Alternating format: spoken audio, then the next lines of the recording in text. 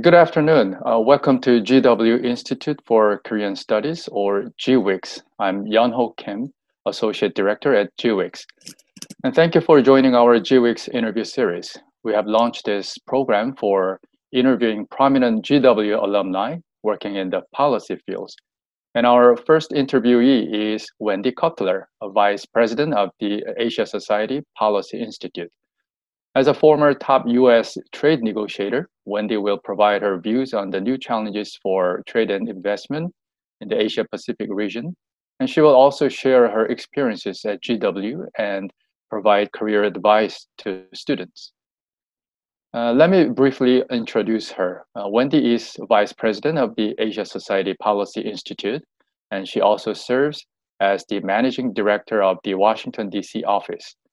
She joined the Asia Society Policy Institute following an illustrious career of nearly 3 decades as a diplomat and negotiator in the office of the U.S. Trade Representative. Most recently, she served as acting deputy U.S. Trade Representative, working on a range of U.S. trade negotiations and initiatives in the Asia Pacific region. And in that capacity, she was responsible for the Trans-Pacific Partnership (TPP) agreement, including the bilateral negotiations with Japan. She also was the chief negotiator to the U.S.-Korea Free Trade Agreement, or KORUS of FTA. Good afternoon, Wendy. Thanks so much for inviting me. I didn't realize I was going to be the inaugural guest for your new program of interviewing GW alumni, so I'm really honored to join you this afternoon. Yes, it's also our honor to have you for today's interview. So welcome back to your alma mater. How did you find your GW undergraduate experience? What made it so rewarding to you? Well, I really enjoyed my 4 years at the George Washington University. I think going to school in Washington, D.C. really offers unmatched opportunities for college students. And I would just, and we'll get into this, but I really encourage students at GW to take advantage of being in Washington, whether that means getting internships, or going to, lectures by policymakers, and just getting to know the city. But I found my experience just extremely interesting and useful. When I first came to GW, I wanted to be a political science major, and I was very interested in American history and in American political science. But within 1 semester, I changed to international. I had a great professor, and the international side was so interesting, and there were so many opportunities I'd never known about. And so, again, another set of advice I have for students at GW, or any students, is just to be really open to new opportunities, and don't think that you know what you want to do all the time. It's okay to change your interest and to grow and to try out new things. Right. I mean, I totally agree with you that Washington is a great place to both work and study, and you have a lot of opportunities as a student even to interact and network with the professionals and also the scholars in Washington. Because this question might be the number one question student wants to ask you. How did your GW experience lead you to the next step in your education and your career? Can you give us a little bit more stories about that? Sure. So I mentioned I quickly moved into the international side. Now, I'm not going to tell you what year I graduated. You can look it up, but I don't want to mention that. But in those years, if you were doing international, you wanted to work with Russia, at that time called the Soviet Union. So GW had an excellent program in Soviet studies then. I went into that program. I got a great internship working at the Department of the Interior in the Fish and Wildlife Service, working on a program with US and Russian scientists. And that was my first job leaving GW. And I loved this job, but then within a couple of years, the détente arrangement we had with the Soviet Union ended, And I realized there wasn't really a future in US-Russia relations unless you wanted to kind of work in the intelligence area or the military area. So I decided I better go back to school. This time I didn't pick GW, I went to Georgetown. And then going to Georgetown, I wanted a broader international education. I wanted to focus in economics and trade, and that's what I did. And when I left Georgetown, I joined the government again as a presidential management fellow. And that's how I started in the US government, and I stayed there for over 30 years. Mm-hmm. And I think it was a big decision to make to be, focused on this trade issues. And what made you decide to pursue your career as a both diplomat and trade negotiator? That sounds really interesting and exciting. Yeah, when I decided to go into the trade field, it wasn't as popular as it is now. It was a real niche area, but it was of great interest to me. I wanted a job where I could travel internationally. It seemed like it was a job that there was a lot of opportunities, including opportunities for women. And it was a job where there were so many different countries you could work with and different issues and different sectors you could focus on. So it wasn't really boring. You weren't like a specialist to the point where you couldn't do anything else. And I always felt through my career that my job was changing. I was working on a different negotiation, which is, in many ways, you brought the same skills to each negotiation, but each negotiation was completely different. And I felt like I was learning all the time. And for me, that was important in my career. Another big question students would have for you is this. What would you recommend to a college student who is interested in a similar career path as yours? So what course of action should be taken to minimize trial and error? Well, first, I don't think trial and error is so bad. That's kind of what I did, and it worked for me. Because for me, that means getting out of your comfort zone. Don't get just so focused, this is what I want to do. If you remain open and you find yourself going to lectures or taking classes in subjects that you didn't think were of great interest, you'd be amazed how a career path can change by just having a great professor or finding a great internship.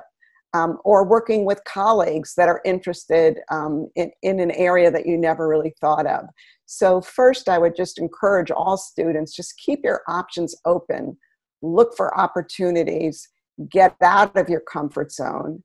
And my second recommendation would be just take advantage of being in Washington, D.C., because I think from a career perspective, it gives you an edge up on a lot of competing students in other colleges and universities that don't have the same opportunities that Washington, D.C. provides.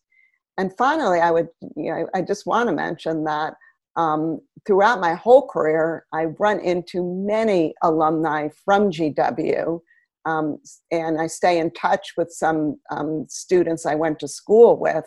And so you really have the opportunity to develop a real network of colleagues that through your career, you may end up working with, you may just run into them. Sometimes, your colleagues can help you find your next job or suggest, different career options you never thought about. So again, just keeping your options open and remaining curious and intellectually engaged.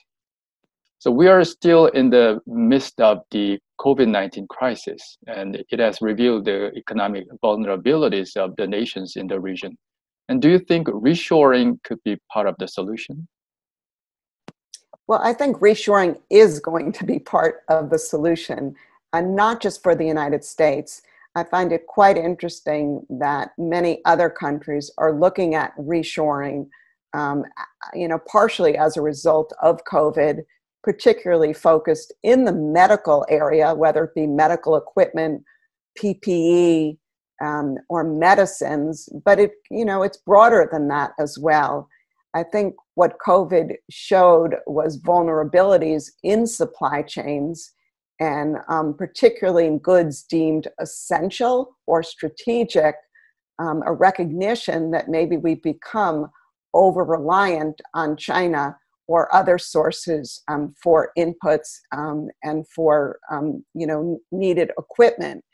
And I was just reading this weekend, I think that even South Korea is looking at reshoring or providing tax and other incentives to bring their companies home as well. But reshoring, at the end of the day, that's a decision that companies make. They look at the costs, they look at the revenues, they look at a lot of factors, including incentives that their governments might provide, including their desire to reduce their vulnerabilities. And so it's an important decision to make, and not one that is made lightly. I think governments have an important role to play, and they can provide incentives, such as tax incentives or subsidies or some other kind of payments. But I also think it's important that trade isn't used as a tool, or protectionism isn't used as a tool to try and reshore jobs. I prefer that an incentive approach be followed versus putting up tariff walls, to force our companies one way or another to come home.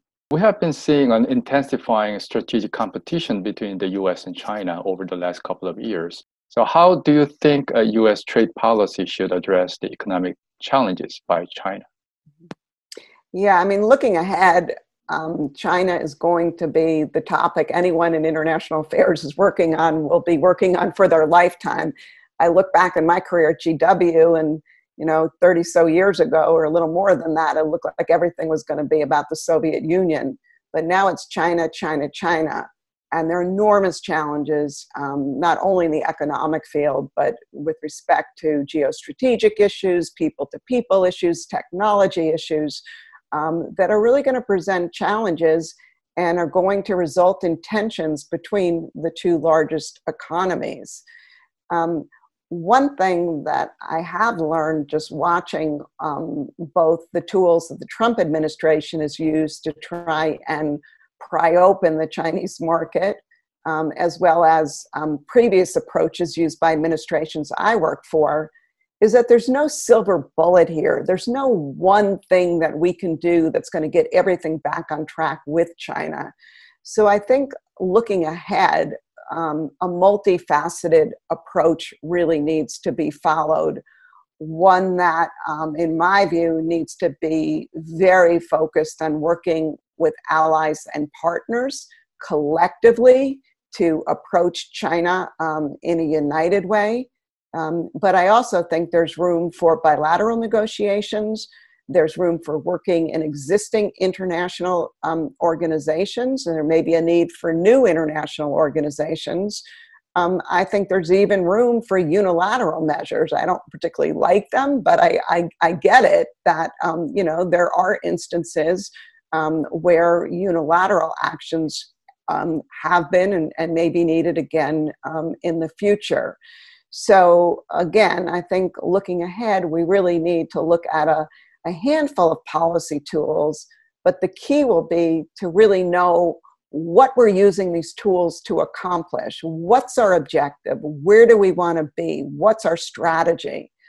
And sometimes, at least in recent years, I feel like in some ways the actions are almost they become the ends, not a means to an end, but the end themselves. And so I think we need to take a step back and figure out, what do we want to achieve? What type of relationship we want with China? Where are there areas where we can collaborate? Are there areas where we're going to compete? And are there areas, where confrontation is inevitable? And I would also just say that part of any trade policy or technology policy towards China really needs to be accompanied by strong domestic competitiveness measures at home, whether it be more expenditures on infrastructure, R&D, innovation, education, as well as worker adjustment. I think we need to really get our domestic act together if we're going to be able to compete with China in the decades ahead. Thank you. And let's narrow it down to the Korea issue. So South Korea's economic interdependence with China has dramatically risen, and some people, especially in Washington, are worried about its potential impact on the US-ROC alliance. What elements of the trade policy do you think should be strengthened by Washington, both Washington and Seoul, to maintain the resilience of the alliance? Mm-hmm. South Korea is very dependent upon China for trade. I think 25% of its exports go to China. And let's remember, China's I think the only advanced economy that's going to be in the positive space this year during COVID, and it's going to grow a lot quicker than the United States next year as well, according to IMF forecasts. So I understand that probably Korea feels like it's in a tough place between the United States and China. On one hand, it's an important ally of the United States, but economically, in many ways, it has very deep ties with China. So Korea is going to need to carefully navigate between two superpowers, and that's never easy. And Korea's learned the hard way a few years ago when they agreed to install the THAAD missiles, and they had to suffer through, Chinese informal retaliation. But all that said, I think there is space for the United States and Korea, along with others, to work collectively to get China to abandon its trade distorting and unfair trade practices. Again, the United States tried to do this alone. It's not working. The US is working closely with the EU and Japan, but I think that net needs to be expanded, and Korea is a logical partner. I also think that when it comes to the World Trade Organization and WTO reform, Korea, a country that's benefited enormously from the multilateral trading system, I think can play a very important role in pushing for reform. And I'm delighted to see that the Korean trade minister is one of the two finalists for the next position for the Director General of the World Trade Organization. I think that's a real testament, not only to her personally, and she's a good friend of mine, but to Korea as a country. I mean, it is a country that has benefited from trade, but I think it can play a really important role in helping the World Trade Organization and the rules-based systems stay intact and modernize and really address the challenges of this century. So I understand you have been very much committed to women's empowerment in the trade field specifically. So can you briefly discuss why this is important? Yeah, and this is an issue I kind of stumbled upon negotiating trade agreements in Asia, including in Korea, Japan, and elsewhere. And that is, through my career, I noticed when I looked across the table that I was mostly negotiating against men. There were very few women on the, sitting across the table from me. I met the current Korean trade minister, Minister Yu, during the chorus negotiations now about 13 years ago. She was one of the few women who were on the Korean delegation. And as I negotiated, a lot of younger women would come up to me during my trips to Seoul or Tokyo or elsewhere and just tell me that, it's basically say, you're my role model. When I look and I look at our delegations, they're all men, and it's so great seeing a country like the United States that has a woman at the helm of these negotiations. And as a result, I developed, just strong feelings of wanting to give back and wanting to mentor and help women in Asia really advance in their careers in the international trade area.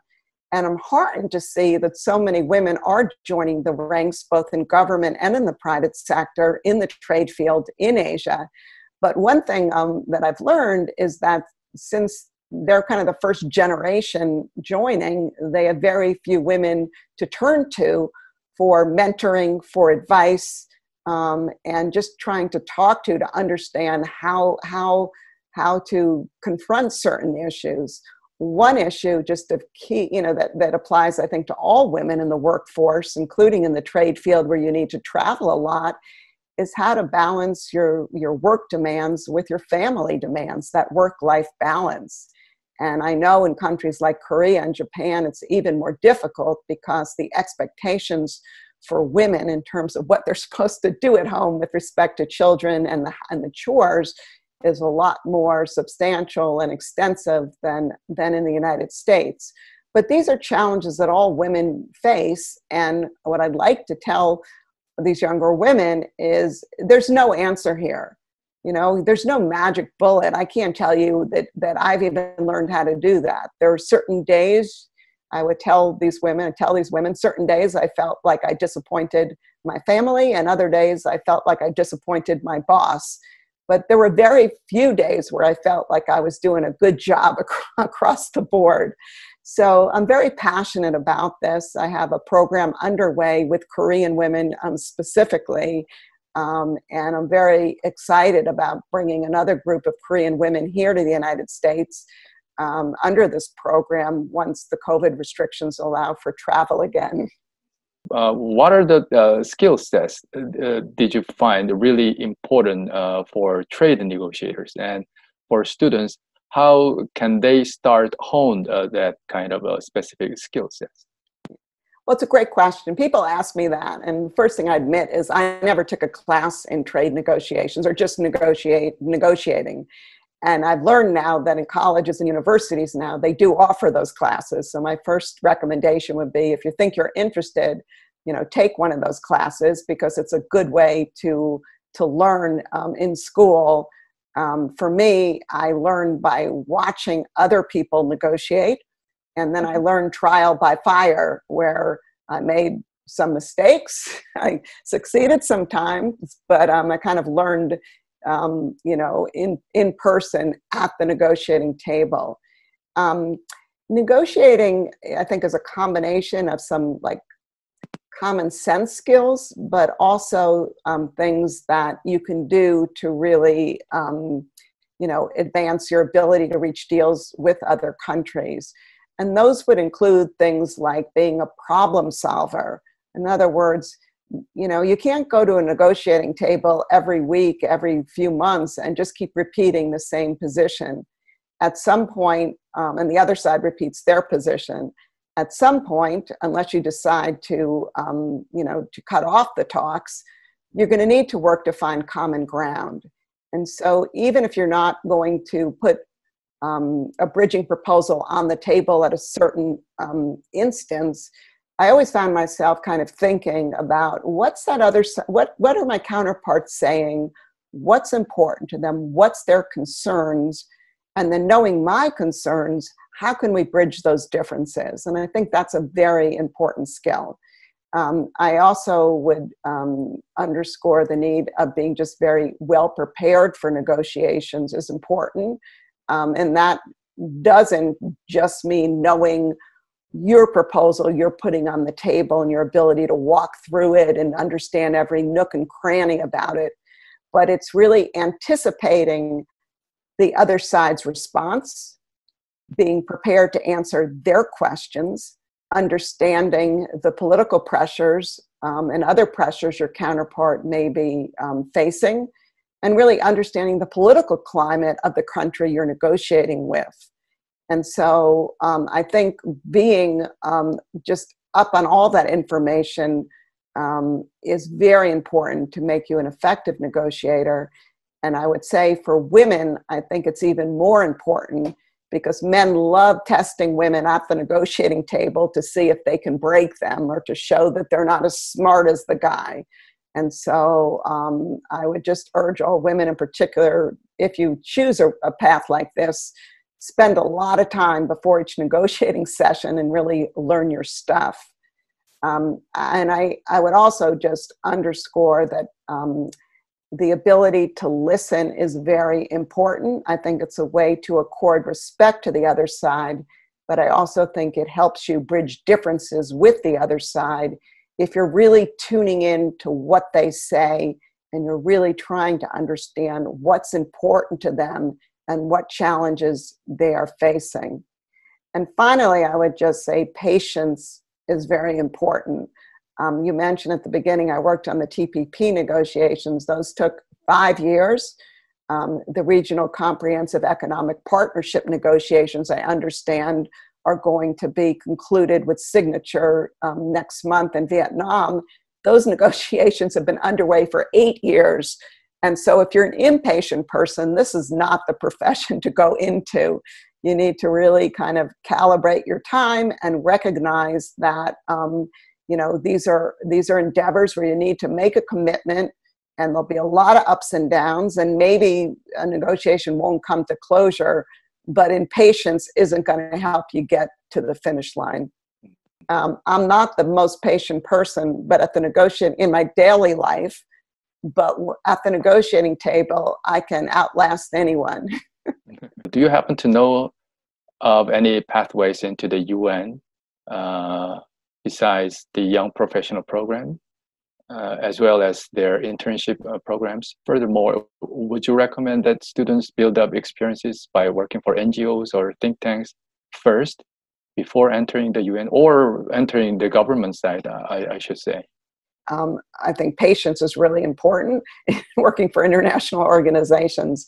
In terms of like the sequence, I think, a lot of students come out of, undergraduate or graduate school, and they think, they just want to go to their final career goal right away. People come to me, they graduate, get a graduate degree, and then they come to me and want to join USTR.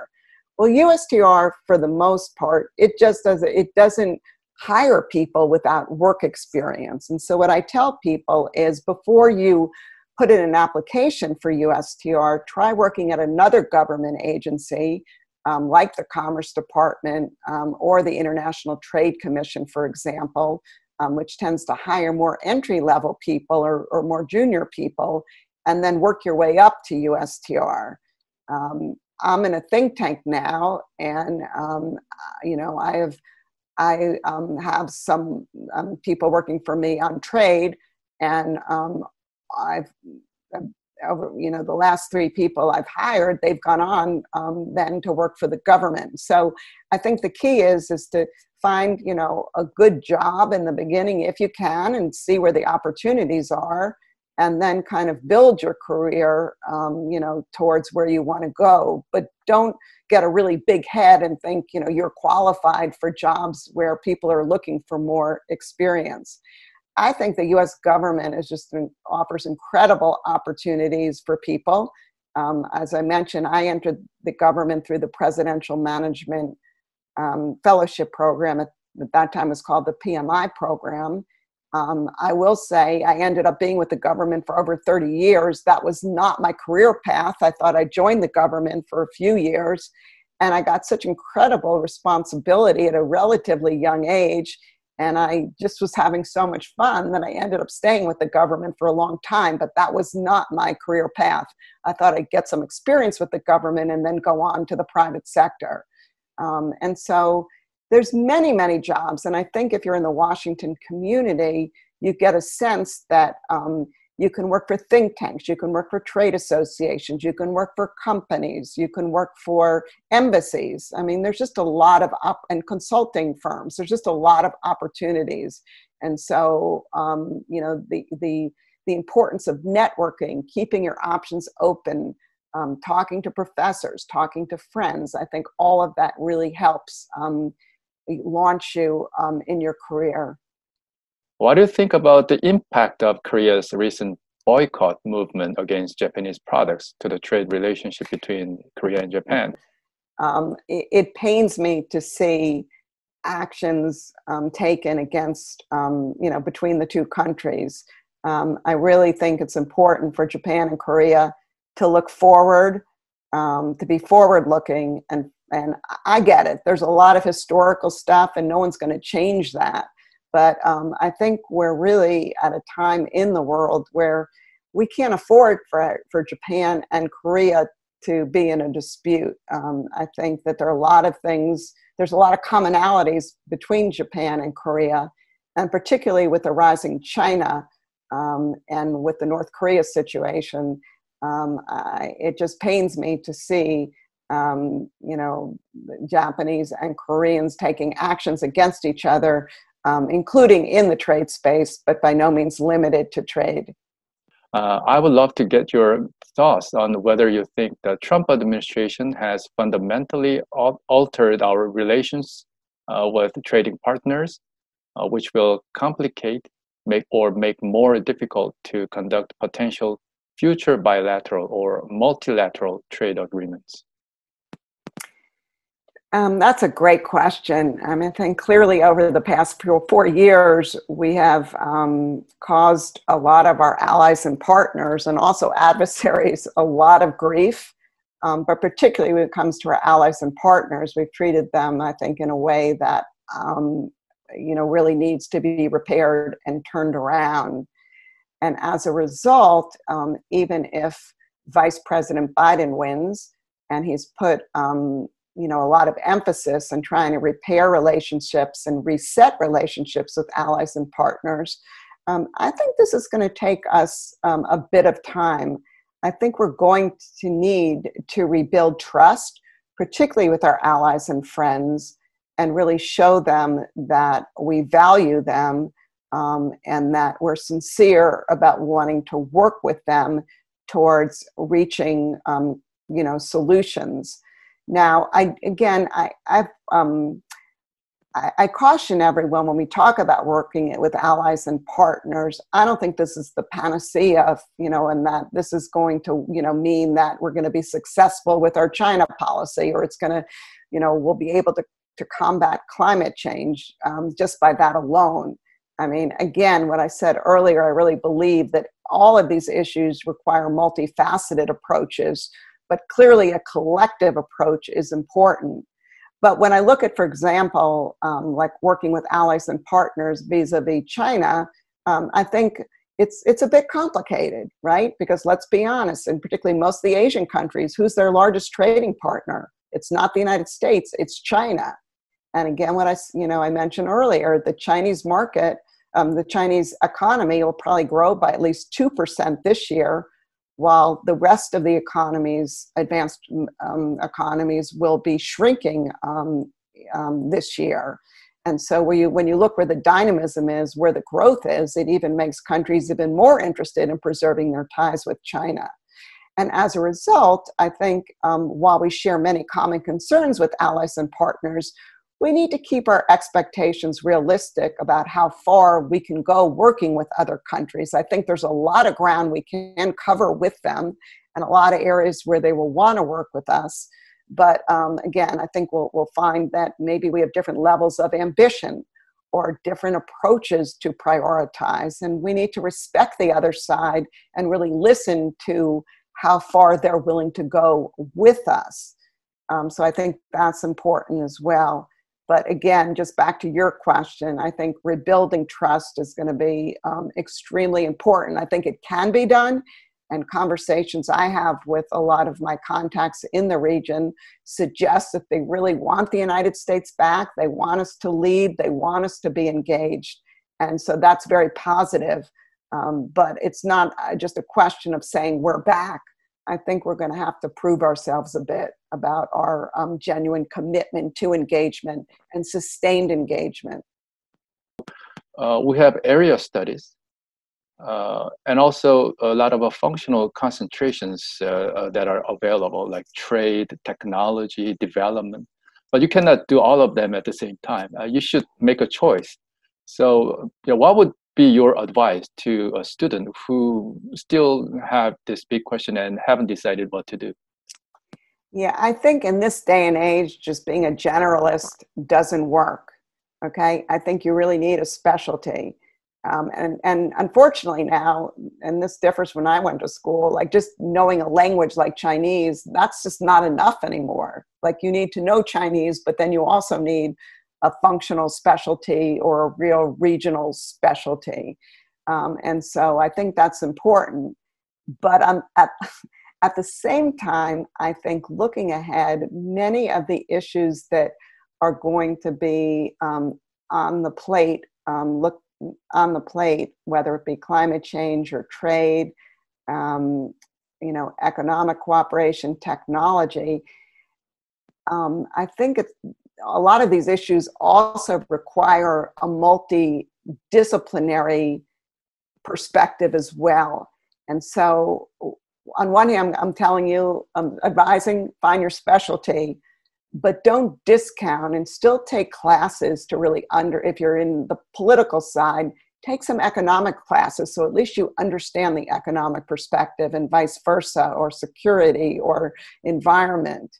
And so I think it's really a combination of being a specialist, but being able to see things in the bigger picture. And I think that puts a lot of burdens on students. I think it's a lot more difficult to be a student today than when I went to school, frankly, because there's so much competition, and there's so much, while there are a lot of career opportunities, there's just a lot of competition, and you're competing against a lot of other incredible students, not only from the United States, but all around the world these days. Thank you so much for, taking your time, actually extra minutes to answer the questions. Of course. Thank you so much. And I'm just really honored to be your inaugural guest on this program, which I know is going to be very successful. Thank you. Thank you.